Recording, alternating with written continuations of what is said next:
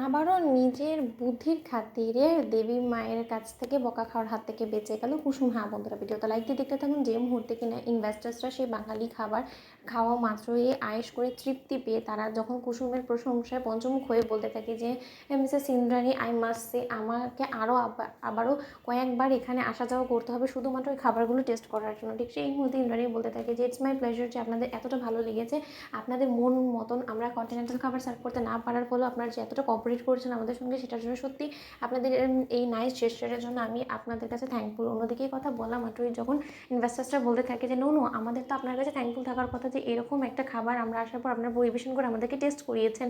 অন্যদিকে কথা বলা মাত্রই যখন অবশ্যই ইনভেস্টার্সরা বাড়ি থেকে বিদায় নেয়, ঠিক সেই মুহূর্তেই ইন্দ্রাণীর কান ভাঙানোর জন্য ছোটো কাকিমণি বলতে থাকে যে দিদির এই প্রথমবার এই গাঙ্গুলি বাড়িতে তোমার আদেশ অমান্য করে কেউ এত বড় একটা সিদ্ধান্ত নিয়ে নিজে পাকামোর ফলে আমাদের মান সম্মান সব কিছু ধূলিসাৎ করতে চলেছে। তুমি ভাবতে পারছো ওকে এতবার দুঃসাহস কে দিয়েছে বলো তো? অন্যদিকে দেবলীনা বলতে থাকি যে হাউ ডেয়ার ইউ কুসুম, তুমি এরকম একটা কাজ কী করে করতে পারে, যেখানে কিনা আন্টি তোমাকে স্ট্রিক্টলি বলে দিয়েছিল যে কন্টিনেন্টাল খাবারগুলোই আজকে বাড়িতে গেস্টদের জন্য রান্না করা হবে, সেই জায়গায় তুমি মাতাব্বরি করে তুমি এই খাবারগুলো কেন বানিয়েছিলে বলো তো?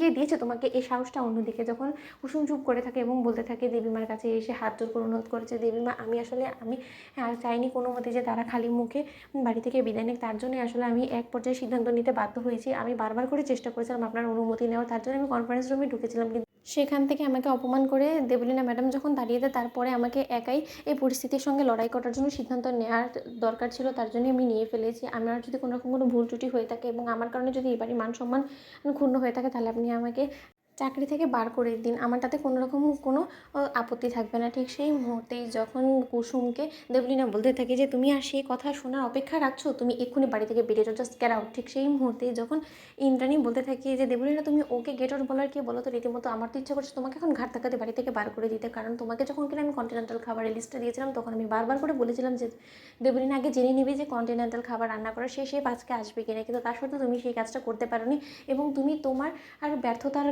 কারণটা তুমি ওর উপরে মেরে দিলে তো কোনো মতে চলবে না। রীতিমতো আজকে কুসুমই ছিল সেই ব্যক্তি যে কিনা আমাদের মান সম্মান ডুবতে ডুবতে উদ্ধার করেছে, এবং কুসুম ছাড়া আজকে যদি কুসুমের জায়গায় অন্য কেউ থাকতো না, তাহলে যে আমাদের মান সম্মান এক নিমিষে ধূলিসাৎ করে দিত, সেটার আমার বুঝতে বাকি নেই। Kusum, I am really very thankful to you যে তুমি শেষ অবধি লড়াই করেছো এবং তুমি কোনো মতে হার না মেনে তুমি আমাদের মান সম্মান রক্ষার খাতিরে নিজের সর্বোচ্চ দিয়ে চেষ্টা করেছো। নিহাতি তুমি প্রথমবারের মতন আমার আদেশ অমান্য করেছো, কিন্তু তার সত্ত্বেও আমার মান সম্মান তো এই যাত্রায় বেঁচে গিয়েছে। আমি ভবিষ্যতেও আশা করবো যে তুমি এরকম করেই আমার আর মান সম্মান বজায় রাখার চেষ্টা করবে, কিন্তু বারবার করে এরকম করে তুমি এ বাড়ির নিয়মকানুন সব যদি ভেঙে দেওয়ার চেষ্টা করো, তো সেই ক্ষেত্রে কিন্তু আমার কাছ থেকে তুমি কোনো মতেই ক্ষমা পাবে না।